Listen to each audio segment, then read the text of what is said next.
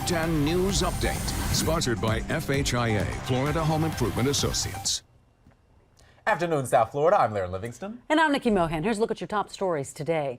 Police investigating a shooting in Miami's Overtown neighborhood. That's where a 62-year-old woman was shot in the arm while sleeping. Bullets came through the window of her second-story apartment at the Town Park Village on Northwest 4th Avenue near 17th Street.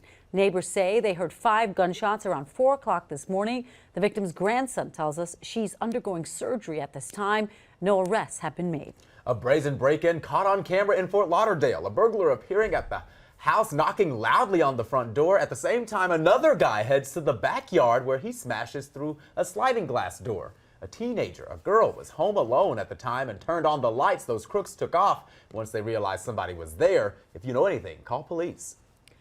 A woman was shot and killed by a security guard in what police believe was an accident.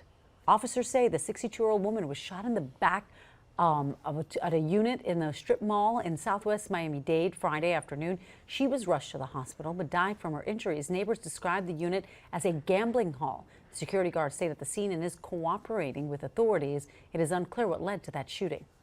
Listen to Local 10's podcast, The Florida Files, wherever you are, whenever you want. Just say, Alexa, play the Florida Files podcast. Getting the latest episode of Florida Files. Here it is from TuneIn. Previously on the Florida Files. Or just ask Siri, I want to hear the latest Florida Files podcast. Here's the newest episode of the Florida Files. Get the Florida Files on Alexa, Google Home, or Apple devices just by saying play the Florida Files podcast. The Florida Files from the one and only Local 10. Thousands of South Florida residents are joining the fight to end Alzheimer's disease.